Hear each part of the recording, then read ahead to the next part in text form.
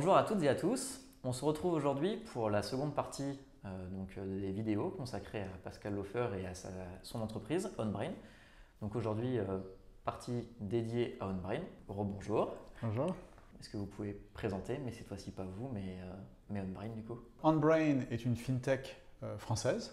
C'est une entreprise qui a à peu près un an aujourd'hui, qui s'est spécialisée dans la digitalisation, de négociation et de création de titres court terme. Alors, oui. Tout ça, c'est bien compliqué, donc je vais vous l'expliquer.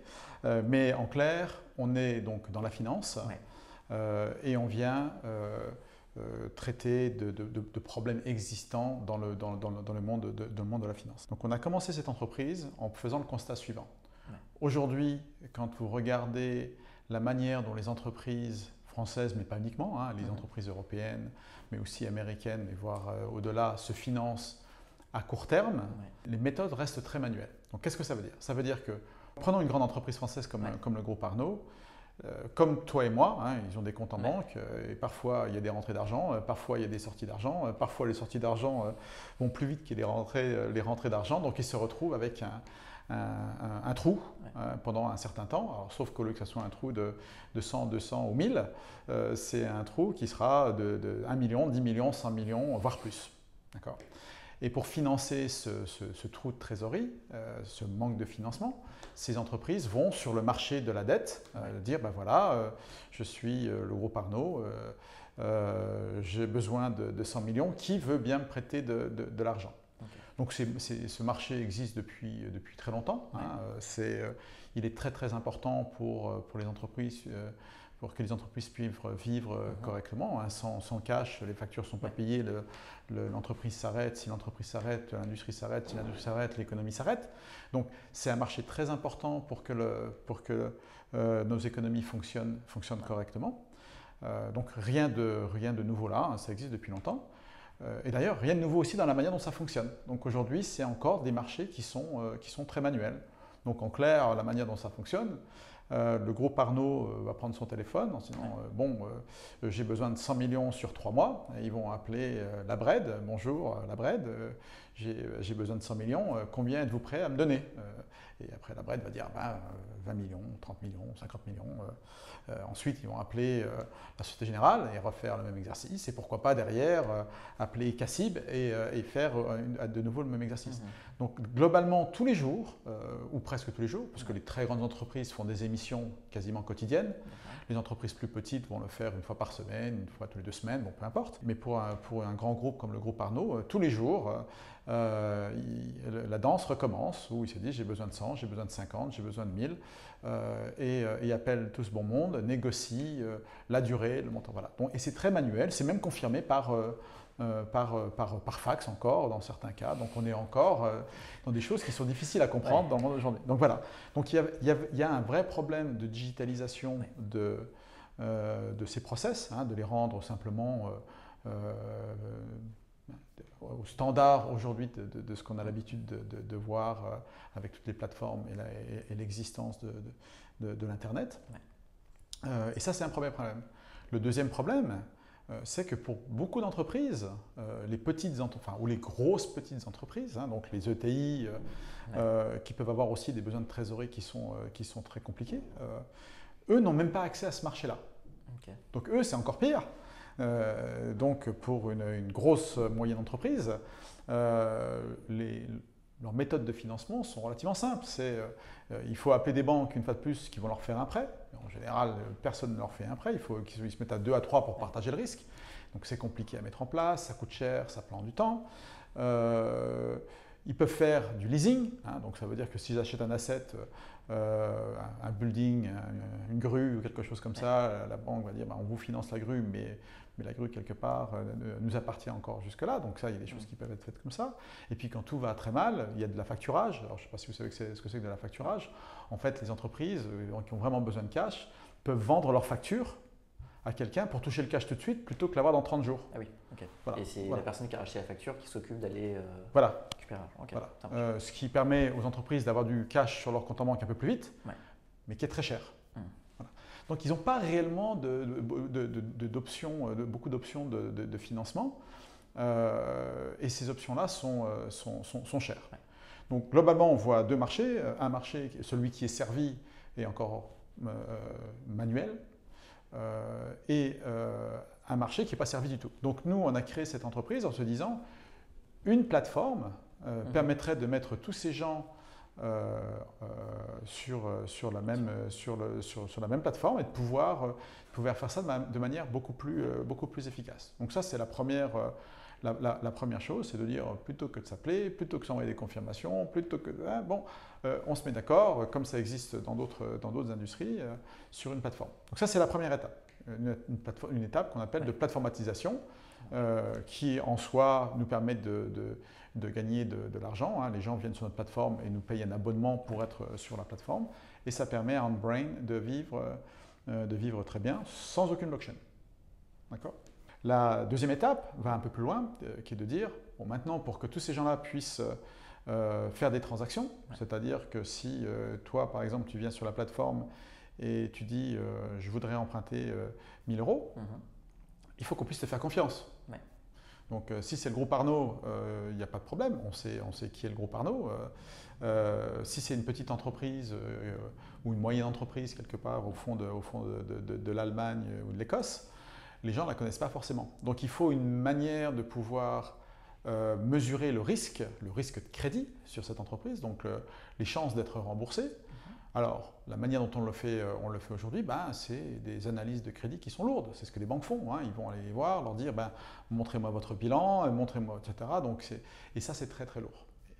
Et fiable jusqu'à un certain point. On s'est rendu compte que l'intelligence artificielle, c'est faire ça beaucoup plus vite. Et bien évidemment, ou en tout cas, peut-être pas bien évidemment, les banques ne vont pas aimer si je dis ça, mais faire ça mieux. Alors pareil, on est au début de cette révolution-là, mais AI, qui démontre tous les jours qu'elle est capable de faire ce que nous, on sait faire un petit peu mieux, même conduire une voiture. Donc c'est aussi vrai pour l'évaluation d'un risque de crédit. Et grâce à ces technologies-là, on va pouvoir permettre à des gens qui ne se connaissent pas forcément de pouvoir faire des transactions ensemble. Donc ça, c'est un deuxième niveau. Toujours pas de blockchain. Ouais. D'accord ? Alors, une fois qu'on a fait ça, donc reprenons notre groupe Arnaud, qui vient de dire j'ai émis de la dette pour 100 millions. En fait, c'est un smart contract, quelque part. Ces 100 millions, c'est de dire, moi, groupe Arnaud, j'emprunte 100 millions à la Société Générale et je rembourserai la Société Générale de 100 millions plus des intérêts dans 3 mois. Ça ressemble à un smart contract, on est bien d'accord. Donc, l'étape d'après, c'est de se dire, pourquoi, effectivement, ne pas utiliser les technologies blockchain pour inscrire ce smart contract et remplacer l'existant. L'existant aujourd'hui, c'est quoi ? Une fois que ce contrat a été négocié, Financière à Gage va mettre toute cette information dans leur système. Donc ils ont des systèmes front office, back office, avec des bases de données, de l'information dedans, etc., etc. La Société Générale va faire la même chose. Ils vont le mettre dans ces systèmes, etc. Ils ont toute une série de systèmes aussi.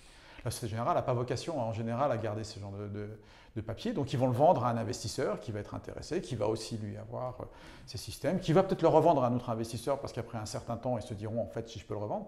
Donc d'un seul coup, on se rend compte que ce papier existe dans plein de systèmes, plein de verticales comme ça, dans tous les sens. Et pour s'assurer que tout ça marche bien, tout le monde réconcilie ça tous les jours, etc., etc. Ce qui est bien sûr très compliqué. Mais ce n'est pas encore fini. C'est que tout ça doit aller dans une espèce de place centrale, ce qu'on appelle un clearer, qui lui va parce que le papier là, il faut bien savoir qui l'a à la fin. Donc on a des entreprises, il se trouve que dans ce cas-là, c'est une entreprise qui s'appelle Euroclear. Tiens, le grand livre. Alors là, ça commence vraiment à ressembler à de la blockchain, si tu vois ce que je veux dire. Donc, ils ont un grand livre et qui dit, effectivement, aujourd'hui, Financière à Gage a émis 100 millions et c'est la Société Générale qui détient le papier. Et puis la semaine d'après, tiens, la Société Générale a vendu ce papier à un tel, donc le tel papier, vraiment, ça ressemble à des blocs, a vendu ce papier à un investisseur et cet investisseur l'a revendu à quelqu'un d'autre. Et ça, Aujourd'hui, c'est la manière dont on le fait. Donc il y a des entreprises comme Euroclear qui détiennent ces grands livres, qui est en fait la vérité, hein, à un moment donné, de l'industrie, c'est-à-dire qui détient quoi à tel moment. Donc une fois que tu fais ce constat-là, tu te dis, tout ça, ça me fait beaucoup de monde qui se parle, qui se font des réconciliations dans tous les sens. Est-ce que ce ne serait pas plus simple d'avoir une blockchain qui remplacerait tout ça? Bien évidemment, oui. Ça a beaucoup de sens. Donc voilà, donc la troisième étape de notre développement, c'est de dire, une fois qu'on aura réussi à avoir une jolie plateforme avec tous nos clients dessus qui auront de la valeur à utiliser cette plateforme tous les jours, et nous, justement, on pourra vivre de ça. On pourra étendre cette plateforme à toute une nouvelle population de gens qui aujourd'hui ne sont pas servis grâce aux technologies AI, et c'est formidable.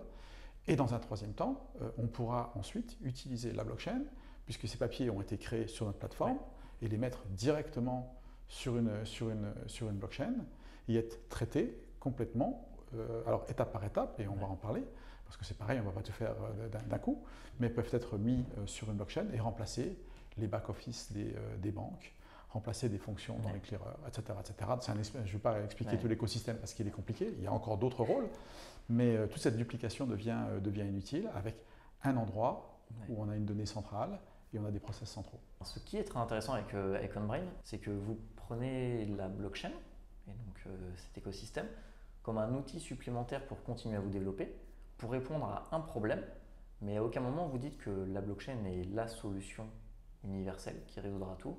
C'est vraiment, vous l'inscrivez de manière très naturelle et très logique finalement dans le développement de votre entreprise. Oui, alors pour nous, effectivement, la blockchain est un outil. Il se trouve que pour nous, c'est l'outil le plus efficace pour répondre à ce problème-là, mais c'est un outil. Donc on n'en parle pas beaucoup à nos clients.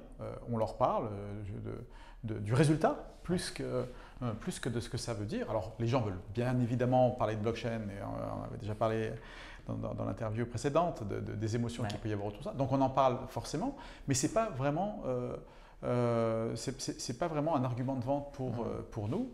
On n'essaie même pas de polluer la conversation aujourd'hui avec ça.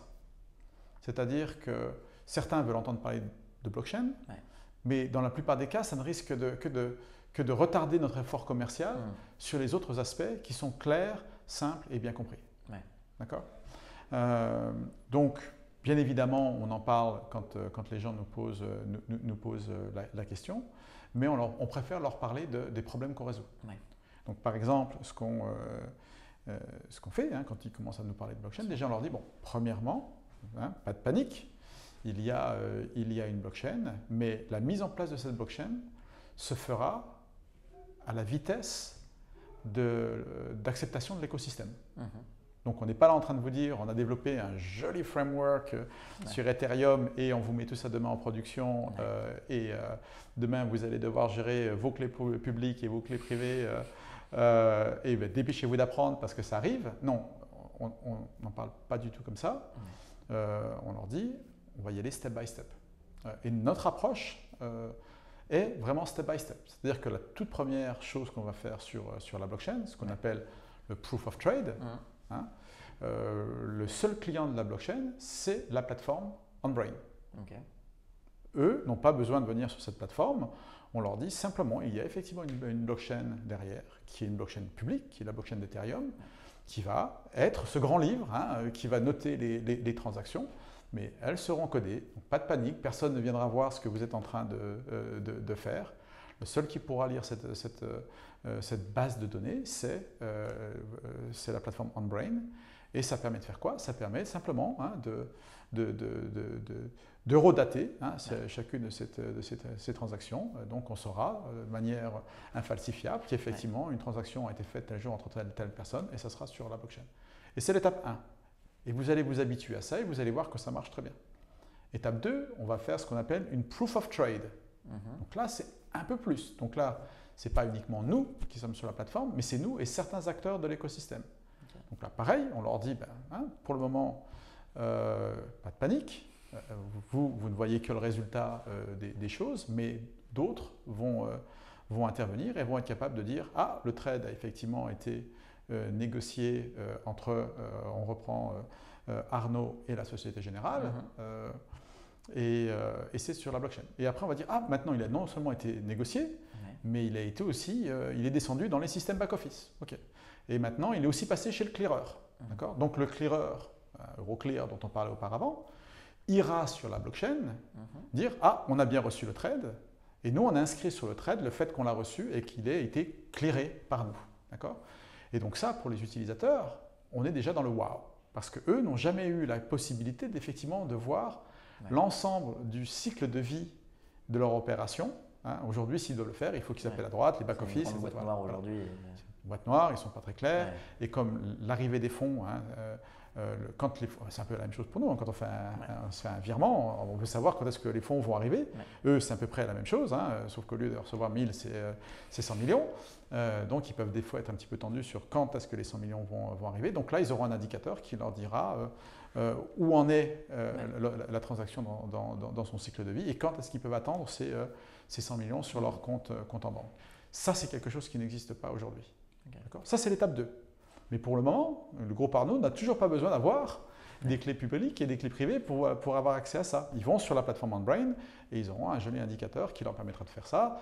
Nous, on gérera tout ça et les différents acteurs de l'écosystème qui écriront sur la blockchain, eux, par contre, devront le faire.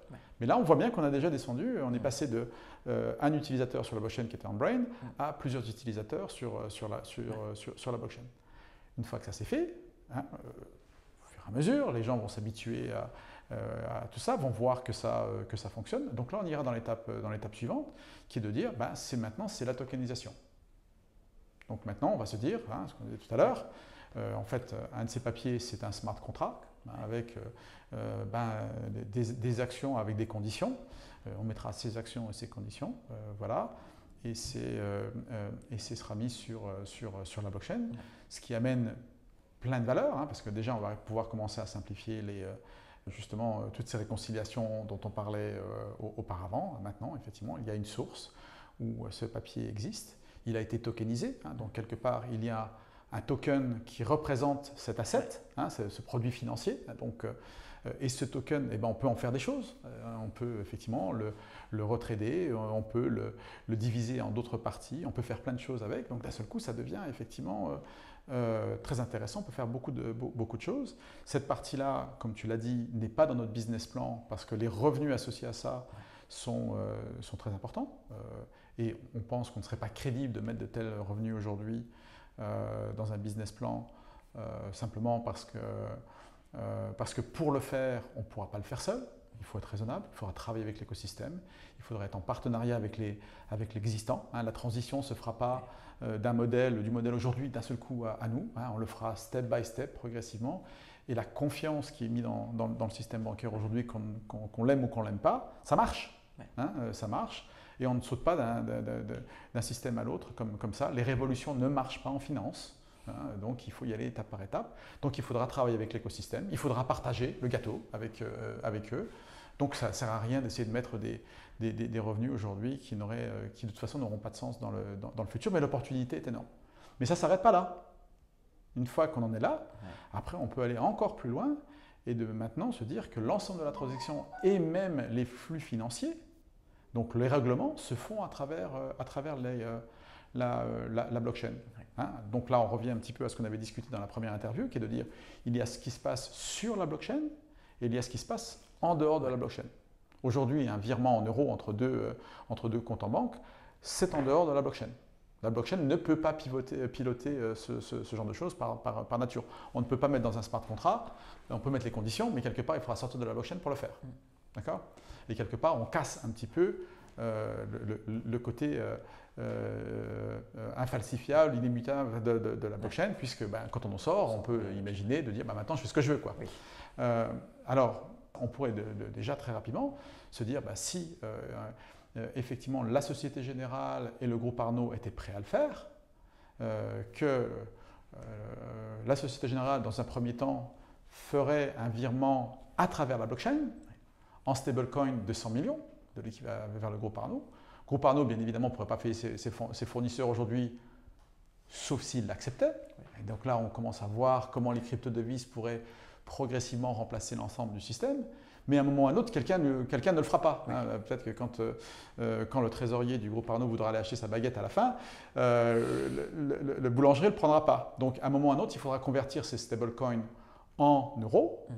Alors après, à voir où ça se passe dans le process. Mais on voit que grâce aux stablecoins, on peut étendre et progressivement ce qui est on-chain, hein, donc sur la blockchain, et ce qui est off-chain.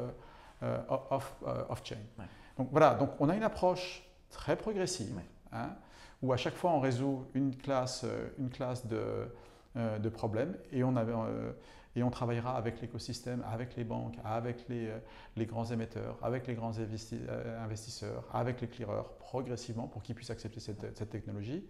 On pense que l'idée de dire on développe la technologie, on la met à disposition, ne marchera pas. Ne serait-ce que parce que culturellement les gens ne sont pas prêts, et ne parlons même pas du régulateur qui pour approuver un système comme ça ne le fera pas tout simplement.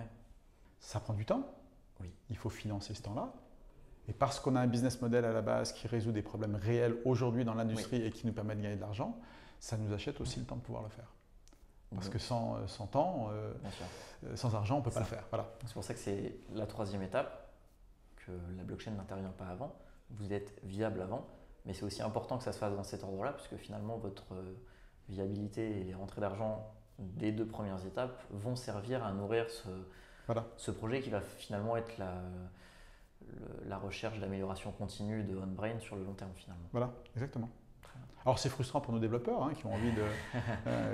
ils sont sur Solidity tous les jours, ils ont envie de développer, mais quelque part, voilà, il faut savoir qu'on est prêt, on a la technologie, on la comprend, on sait ce qu'on peut faire, on sait aussi les limites qu'il y a aujourd'hui, mais globalement, on passe 80% de notre temps sur de la digitalisation dite classique, almost boring, et 20% sur préparer le futur. Où est-ce qu'on est OnBrain au niveau de son développement? Aujourd'hui, on est prêt à démarrer en production. Donc, la plateforme existe, pas sur toutes les fonctionnalités que la plateforme peut avoir, bien évidemment. C'est une plateforme qui va évoluer dans le temps, mais on a un produit qui est là, qui est en train d'être testé par l'industrie. Donc, on a annoncé nos bêta testing récemment, d'inviter tous les acteurs de l'industrie à venir sur la plateforme, l'essayer et nous faire remonter leur opinion. Donc on est prêt à partir en production, ce qui est la première chose. La deuxième chose, c'est qu'on est aussi dans une phase, dans une phase où, comme tu l'as bien compris, il faut qu'on travaille avec l'écosystème. Donc on est aussi en train de parler avec l'écosystème pour établir des partenariats, de telle sorte que ce ne soit pas uniquement nous qui arrivions avec une solution, mais que globalement cette solution devienne une solution de place, donc utilisée par l'ensemble de l'industrie. Donc on est en cours aussi de négociation avec un certain nombre d'acteurs historiques de ce marché, et ça se passe plutôt bien. On voudrait vraiment pouvoir faire tout ça avant les vacances, donc signer ces contrats et annoncer la première transaction en production. On va continuer à pousser, ou peut-être à la rentrée. Donc voilà, donc on n'est plus au niveau du white paper, on n'est plus au niveau de qu'est-ce qu'on va faire. Aujourd'hui, il y a réellement un produit qui a été testé par l'industrie et qui n'attend qu'à être mis en production. Et est-ce que vous avez déjà un calendrier du coup pour cette seconde étape qui va être l'intelligence artificielle pour l'évaluation des risques, puis pour la troisième étape qui sera justement la tokenisation de tout. D'accord. Alors, ces étapes, je les ai décrites pour simplifier par couche. Elles vont se passer un peu en même temps. Donc, on va s'étendre vers d'autres produits. Donc là, on a pris une partie des produits qui sont des produits relativement français, parce qu'on a effectivement une base de clients qui est aujourd'hui plus française. Mais on va s'étendre rapidement sur le reste de l'Europe. Et pour pouvoir s'étendre vers le reste de l'Europe, il nous faudra d'autres produits qui sont plus négociés en Allemagne ou en Angleterre. Donc on va s'étendre là sur le reste de l'année avec de nouveaux produits qui ne nécessiteront pas l'intelligence artificielle. L'intelligence artificielle interviendra donc après ça, au moment où on s'étendra vers des entreprises qui aujourd'hui n'ont pas accès. Et de plus, étape par étape, on va déjà s'occuper des gens qui connaissent ce marché-là avant de donner accès à des personnes qui n'ont pas forcément accès à ce marché. Sur la blockchain, là, on va être plus agressif. Donc, la Proof of Trade dont je parlais sera disponible cette année. La Proof of Process sera aussi disponible. Mais là, comme on travaille avec l'écosystème, on ne contrôle pas complètement le timing non plus. Donc là, on est en négociation avec un clearer en particulier, avec Euroclear, pour qu'il participe avec nous. Donc ça, c'est en cours aussi. Je pense qu'on va s'entendre très rapidement, de telle sorte qu'on puisse avoir quelque chose disponible d'ici la fin de l'année. Okay. Donc beaucoup de choses avancent. Oui. C'est concret. Hein, on parle à l'industrie tous les jours. On résout des vrais problèmes tous les jours. Et on est vraiment en attente de pouvoir démarrer. Voilà. Comment est-ce que vous en êtes arrivé à choisir une blockchain publique et Ethereum en particulier, notamment dans le monde de la finance, parce que finalement, les entreprises, quand on leur parle de mettre leurs données sur quelque chose qui est public, elles sont assez frileuses, et notamment lorsqu'on touche à tout ce qui est l'argent. Donc, comment est-ce que vous en êtes arrivé dans cette réflexion et dans cette maturité pour décider, faire ce choix-là? Oui, oui. Alors là, effectivement, on touche au cœur du problème. Oui. Hein. Ça, c'est des problèmes avec lesquels on s'est beaucoup battu. Et on n'a probablement pas fini de se bagarrer encore sur ces sujets-là. Déjà, il y a un moment, il faut être conceptuel. Il y a un moment, il faut regarder comment les choses évoluent dans le temps et se dire où est-ce que je me positionne par rapport à mes convictions. D'accord ? Ma première conviction, basée sur mon expérience dans la technologie, dans la finance, c'est de se dire qu'on ne peut pas parier contre l'évolution de la technologie et on ne peut pas parier contre les systèmes ouverts. Dans la durée, voilà, il n'y a rien à faire, hein, c'est une question de temps. On peut reprendre les exemples, bien évidemment, de l'intranet et de l'Internet et des paiements sur l'Internet. Bien évidemment, il y a eu une phase où les gens disaient « mais mon Dieu, mettre un paiement sur Internet, c'est inimaginable, on ne le fera jamais ». Au début, moi j'étais dans la finance, déjà quand l'Internet a commencé, et l'idée d'avoir l'Internet sur votre desk était inimaginable. Donc les banques développaient des intranets. Bon, ok. Chiant comme tout, hein, ça ne sert pas à grand chose, mais c'était une étape nécessaire pour prendre la confiance et aller vers ça. Il y avait des équipes dans les banques qui développaient leur intranet, qui mettaient du contenu, etc. Bon, ça paraît bizarre aujourd'hui, mais ça existait comme ça. On a vu la même chose se faire après sur les clouds, hein, les clouds privés et les clouds publics, où de la même manière, il n'était absolument pas question pour une banque de mettre ses données. Sur un cloud public, mais mon Dieu, c'est pas possible. Mais progressivement, je pense que les entreprises ont compris qu'aujourd'hui, les clouds publics, en fait, sont bien plus sécures que leur propre data center, que si vous devez faire confiance à vos propres ingénieurs, qui sont de toute façon limités en nombre et en savoir-faire, ou vous pariez sur les ingénieurs d'Amazon, hein, en particulier, voilà, il y a peut-être plus de chances d'être protégé par... Donc il y a quelque part ces trends, il faut les reconnaître, et quand vous parlez avec quelqu'un de raisonnable, ils l'admettront. Oui, effectivement, on va vers ça, et c'est le bon pari. Après, il y a le constat que, quand même, l'évolution ou l'innovation la plus importante dans l'arrivée du Bitcoin, c'est la technologie blockchain. Et la technologie blockchain, un empilement de blocs, c'est quand même rien de fantastique d'un point de vue structure de données, on est bien d'accord. Donc elle n'est pas là l'innovation, elle n'est pas dans l'idée de dire on met des blocs les uns au-dessus des autres. Bon, ok, ça on sait faire depuis très très longtemps, la liste chaînée, ça date depuis très longtemps. Quand on a pu s'en débarrasser, on était bien content, d'accord. Donc l'évolution elle n'est pas là, l'innovation elle n'est pas là. L'innovation elle est dans repenser la confiance. Ça, c'est énorme. Repenser la confiance. Si vous ne repensez pas la confiance, vous n'avez pas besoin d'une blockchain. Une blockchain privée ne réimagine pas la confiance. Elle la déplace au mieux. Donc, pourquoi réellement avoir une structure de blockchain pour la rendre privée? Ça reste un vrai problème auquel moi, je n'ai pas de réponse. Quelque part, si vous êtes dans un monde avec permission, hein, où il faut pouvoir voilà, demander l'autorisation de quelqu'un pour être sur cette plateforme, si quelqu'un a des droits d'accès, s'il y a un ingénieur qui... Vous n'avez pas réimaginé la confiance. Donc, n'utilisez pas une structure blockchain, utilisez un modèle relationnel classique, hein, c'est quand même bien plus cool, bien plus puissant, il y a plein de technologies qui existent, etc., pour le faire. Donc, les blockchains publiques, pour moi, sont le futur et je n'ai absolument aucun doute qu'elles vont bien évidemment triompher dans la durée. La question, c'est quand? Est-ce qu'il y a un besoin pour les blockchains privées entre-temps pour aider la transition? Pourquoi pas, hein, de la même manière que les banques ont utilisé les clouds privés pendant un certain temps pour s'habituer à la technologie et la comprendre. Pourquoi pas? On repart dans la pédagogie dont tu parlais tout à l'heure. Hein, pourquoi pas? Nous, on a fait le pari un petit peu différent dans notre approche de dire on va aller sur le public mais progressivement, plutôt que d'aller sur le privé et de se déplacer sur le public. Pourquoi plus particulièrement Ethereum dans ces cas-là? Je vais être transparent, hein, c'est plus facile de vendre Ethereum que de vendre la blockchain Bitcoin. Même si, en tant que puriste, j'ai envie de dire que la vraie confiance aujourd'hui, celle qui l'a démontré, c'est plus la blockchain de Bitcoin.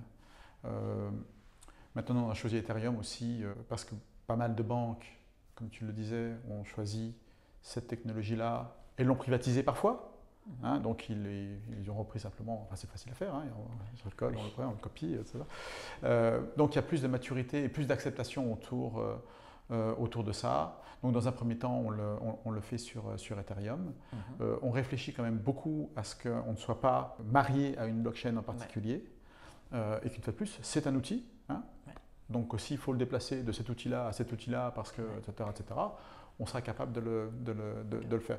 Donc on est vraiment pragmatique de ce côté-là. Hein. Ce n'est pas un moment où on rentre dans une guerre de religion telle que celle qu'on peut connaître. Je ne suis pas naïf. La sécurité d'une blockchain dépend bien évidemment du niveau de hash power qu'il y a dessus.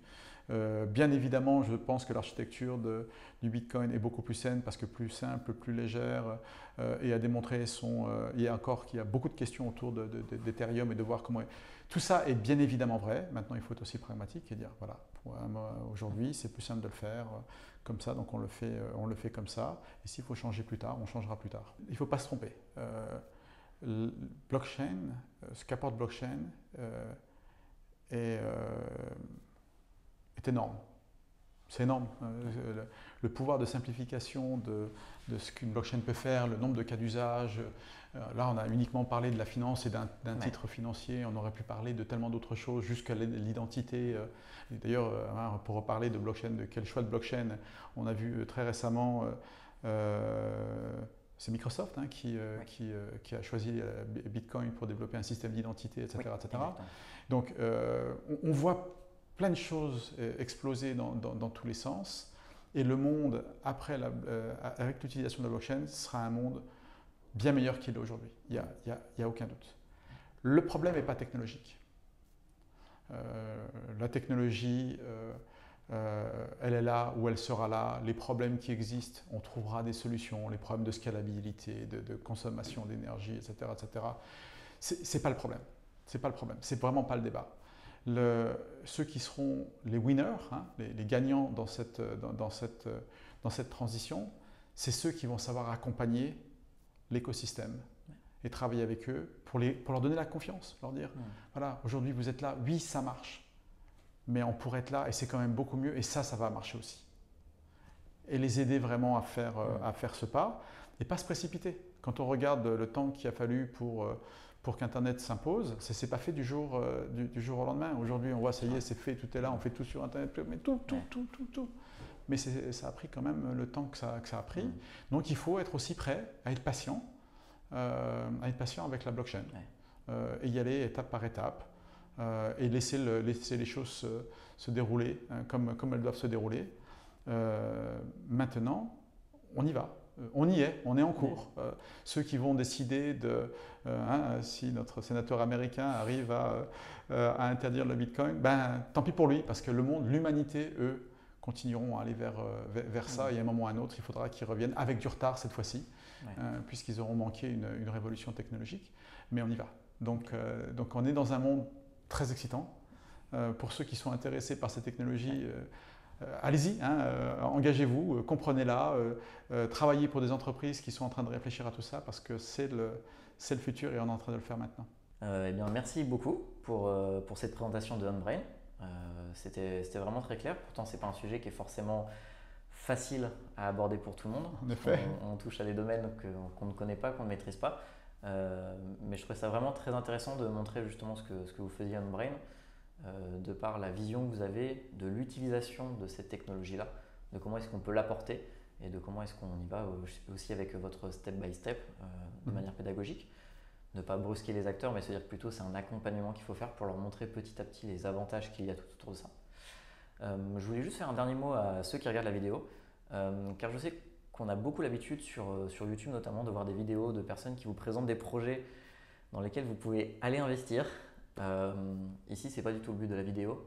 Ça ne sert à rien de se précipiter sur le site de OnBrain et d'essayer de claquer vos 100 € que vous avez gagnés à la fin du mois et que vous avez mis de côté. On présente ce projet-là uniquement parce qu'il est intéressant et que c'était très intéressant justement de le découvrir et de voir comment est-ce qu'aujourd'hui des entreprises peuvent adopter petit à petit ces nouvelles technologies, les appréhender et répondre à des problèmes concrets qu'on trouve dans la société d'aujourd'hui, donc ici dans le monde de la finance et du monde de la dette. Donc voilà, donc c'était juste un petit message pour vous dire que ça ne sert à rien de vous précipiter, il n'y a pas d'investissement derrière, c'est juste pour la curiosité et la beauté de découvrir des entreprises françaises qui créent dans l'écosystème. Merci à toi. Merci beaucoup.